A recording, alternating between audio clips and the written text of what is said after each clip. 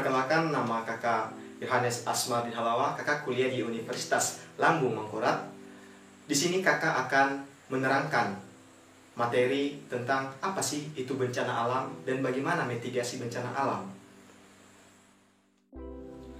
Nah, kalian tahu nggak sih apa itu pengertian bencana alam? Bencana alam adalah bencana yang diakibatkan oleh peristiwa atau serangkaian peristiwa oleh alam. Pada umumnya, bencana alam terjadi karena adanya perubahan pada kondisi alam, baik secara perlahan maupun secara ekstrim. Nah, selain itu, bencana alam dapat terjadi karena ada faktor campur tangan manusia juga yang tidak bertanggung jawab, teman-teman. Misalnya, penebangan pohon sembarangan, pembuangan limbah, penambangan, dan lain sebagainya. Jadi, dalam Undang-Undang Nomor 24 Tahun 2007 diatur tentang penanggulangan bencana yang menyatakan bahwa bencana merupakan peristiwa atau serangkaian peristiwa yang mengancam dan mengganggu kehidupan masyarakat disebabkan baik oleh faktor alam dan oleh faktor non-alam maupun faktor manusia, sehingga mengakibatkan timbulnya korban jiwa, kerusakan lingkungan, kerugian harta benda, dan dampak psikologis bagi warga yang mengalami bencana atau risiko alam tersebut. Oke, sejak terbentuk sekitar 4,5 miliar tahun yang lalu, bumi kita telah mengalami proses-proses perubahan yang sangat luar biasa. Dan proses perubahan tersebut dipengaruhi oleh dua macam tenaga. Apa saja itu? Pertama, tenaga endogen yang berasal dari dalam bumi, dan yang kedua adalah tenaga eksogen yang berasal dari atas permukaan bumi. Tenaga-tenaga tersebutlah yang dapat menyebabkan fenomena-fenomena alam seperti apa saja? Seperti gempa bumi, longsor, tsunami, gunung berapi, kebakaran, dan kekeringan, dan lain sebagainya. Nah, fenomena alam ini sudah biasa terjadi di bumi, bahkan sering terjadi di Indonesia, teman-teman semuanya. Apalagi mengalami kerugian dan menelan korban jiwa, maka fenomena alam tersebut dikatakan sebagai bencana alam. Oke, klasifikasi bencana alam. Bencana alam, teman-teman, dapat diklasifikasikan menjadi tiga jenis, meliputi bencana alam geologis, yang kedua bencana alam meteorologis dan klimatologis, yang ketiga bencana alam ekstraterestrial. Apa saja dari ketiga klasifikasi bencana alam ini? Yang pertama tadi adalah bencana alam geologis, di mana merupakan bencana alam yang terjadi di permukaan bumi. Contohnya seperti bencana geologis ini ada gempa bumi, gunung berapi, longsor, tsunami, dan lain sebagainya. Yang kedua adalah bencana alam meteorologis atau klimatologis, yang merupakan bencana alam yang terjadi karena perubahan iklim yang ekstrim. Contoh bencana meteorologis ini bisa seperti banjir, kekeringan, angin puting beliung, dan segala macamnya. Yang ketiga adalah bencana alam ekstraterestrial, di mana contohnya itu adalah tentang bencana-bencana dari luar angkasa seperti jatuhnya komet dan badai matahari. Nah, sekarang untuk potensi bencana di Indonesia. Pasti kalian bertanya-tanya, apa saja sih potensi bencana di Indonesia? Nah, secara geografis, Indonesia merupakan negara kepulauan yang terletak pada pertemuan 4 lempeng tektonik. Apa saja lempeng tektonik itu? Yang pertama, lempeng benua Asia, benua Australia, dan lempeng Samudra Hindia dan Samudra Pasifik. Nah, pada bagian selatan dan timur Indonesia terdapat sabuk vulkanik yang memanjang dari Pulau Sumatera, Jawa, Nusa Tenggara, Sulawesi, dan sisinya berupa pegunungan vulkanik tua dan dataran rendah, yang sebagian didominasi oleh rawa-rawa. Nah, kondisi tersebut sangat berpotensi sekaligus rawan bencana seperti letusan gunung berapi, gempa bumi, tsunami, banjir, dan tanah longsor. Data menunjukkan bahwa Indonesia merupakan salah satu negara yang memiliki tingkat kegempaan yang tinggi di dunia. Lebih dari 10 kali lipat tingkat kegempaan di Amerika Serikat. Sekarang kita akan membahas beberapa macam bencana alam yang sering terjadi di kehidupan kita. Yang pertama adalah gempa bumi. Gempa bumi merupakan peristiwa pelepasan energi yang menyebabkan dislokasi atau pergeseran pada bagian dalam bumi secara tiba-tiba. Nah, penyebab terjadinya gempa bumi ada 5 faktor. Yang pertama, proses tektonik akibat pergerakan kulit atau lempeng bumi. Yang kedua, aktivitas sesar di permukaan bumi. Yang ketiga, pergerakan geomorfologi secara lokal. Contohnya, terjadi runtuhan tanah. Yang keempat, aktivitas gunung api. Yang kelima adalah ledakan yang dibuat sengaja oleh manusia. Nah, selama terjadi gempa bumi, apa yang perlu kita perbuat? Pertama, mengidentifikasi dan memetakan patahan aktif yang berpotensi memicu terjadinya gempa bumi. Menyadarkan pengetahuan sejak dini tentang bahaya gempa bumi. Yang terakhir, membangun rumah tahan gempa. Mengetahui tempat yang aman jika terjadi gempa. Dan menyiapkan tas ransel yang berisi barang-barang yang sangat dibutuhkan pada saat darurat terjadi gempa bumi. Dan mendidik diri sendiri dan anggota keluarga agar tidak panik menghadapi gempa bumi dan mengetahui nomor-nomor penting seperti telepon darurat, polisi, pemadam kebakaran, dan stasiun yang menyiapkan informasi darurat. Nah, sekarang tips penanganan jika terjadi gempa bumi. Apa saja tipsnya? Jika gempa bumi menguncang secara tiba-tiba, berikut ada petunjuk yang dapat dijadikan pegangan dimanapun kita berada. Seperti di dalam rumah, apa yang kita perlu buat? Ya, akan terasa beberapa saat selama jangka waktu itu, Anda harus mengupayakan keselamatan diri Anda dan keluarga Anda. Masuklah ke bawah meja untuk melindungi tubuh kita dari jatuhan benda-benda. Jika Anda tidak memiliki meja, lindungilah kepala Anda dengan bantal.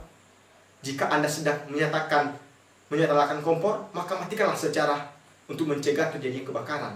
Nah, bagaimana kalau di sekolah? Kalau di sekolah, berlindunglah di bawah kolom meja. Kalau ada tas atau buku, lindungilah kepala Anda.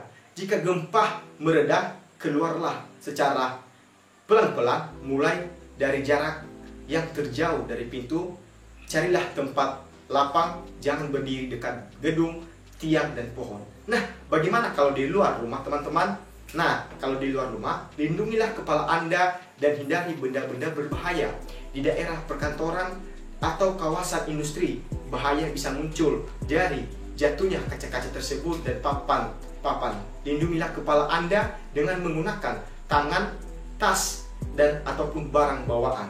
Itu untuk melindungi kepala. Nah, bagaimana kalau berada di gedung, di mall, dan bioskop, lantai besar, segala macam? Yang perlu kita lakukan adalah jangan menyebabkan kepanikan atau korban dari kepanikan. Ikuti semua petunjuk dari petugas atau satpam.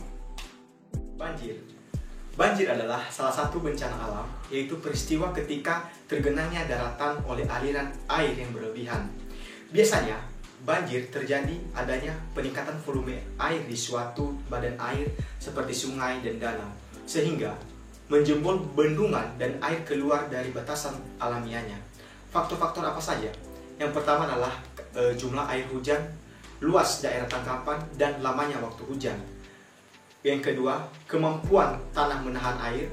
Yang ketiga, pembangunan dan perubahan lingkungan di daerah tangkapan hujan atau daerah dataran banjir. Keempat, membangun karena pembuangan sampah secara berlebihan dan tidak tertatanya saluran drainase dan kurangnya lahan hijau untuk menyerap air hujan. Nah, yang dilakukan sebelum banjir, bersihkanlah saluran air, menanami pohon, dan tidak membuang sampah sembarangan. Yang kedua, kenali gejala banjir pada saat curah hujan tinggi. Yang ketiga, tentukan daerah evakuasi yang aman dengan sanitasi bersih. Saat banjir, apa yang perlu kita lakukan? Yaitu matikanlah aliran listrik di dalam rumah dan hubungilah PLN untuk mematikan listrik di wilayah terkena banjir. Yang kedua, mengungsi ke daerah yang aman. Yang ketiga, hindarilah berjalan di dekat saluran air. Yang keempat, amankanlah dokumen-dokumen penting Anda. Dan terus memantau perkembangan banjir melalui radio dan dari petugas penanggulangan bencana. sekarang adalah tsunami. Tsunami berasal dari bahasa Jepang, yaitu shu adalah pelabuhan dan nami yang maksudnya gelombang. Sehingga secara ilmiah, tsunami berarti gelombang pelabuhan. Tsunami adalah serangkaian gelombang laut yang terjadi akibat pergeseran di lapisan bumi atau gempa tektonik di bawah laut.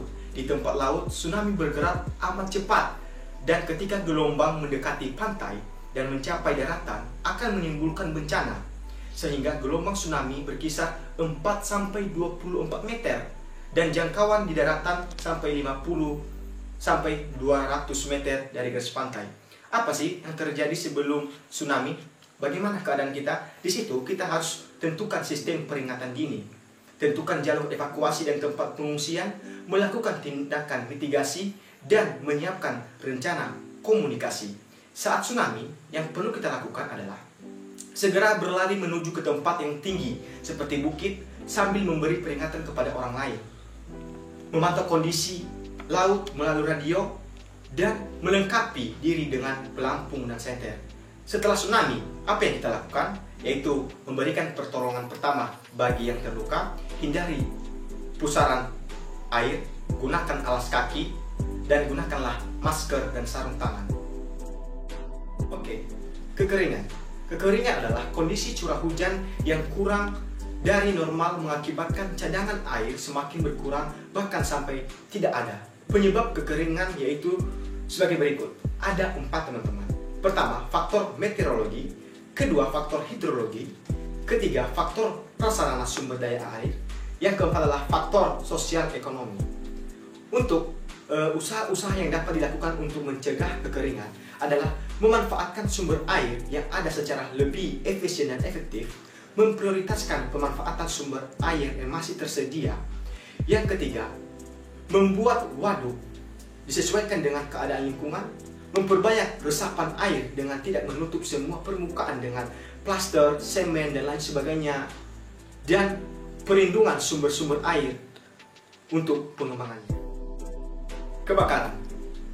Kebakaran adalah situasi di mana suatu tempat, lahan, bangunan dilanda api serta hasilnya menimbulkan kerugian. Sedangkan kebakaran lahan dan hutan adalah keadaan di mana lahan dan hutan dilanda api sehingga mengakibatkan kerusakan lahan dan hutan serta hasil-hasilnya dan menimbulkan kerugian. Untuk petunjuk mencegah kebakaran hutan dan lahan bagi warga setempat, yaitu bila melihat kebakaran hutan dan dari lahan, segera laporkan kepada ketua RT atau pemuda masyarakat supaya mengusahakan pemadaman api. Bila api terus menjalar, segera laporkan kepada posko kebakaran terdekat. Bila terjadi kebakaran, gunakanlah peralatan yang dapat mematikan api secara cepat dan tepat.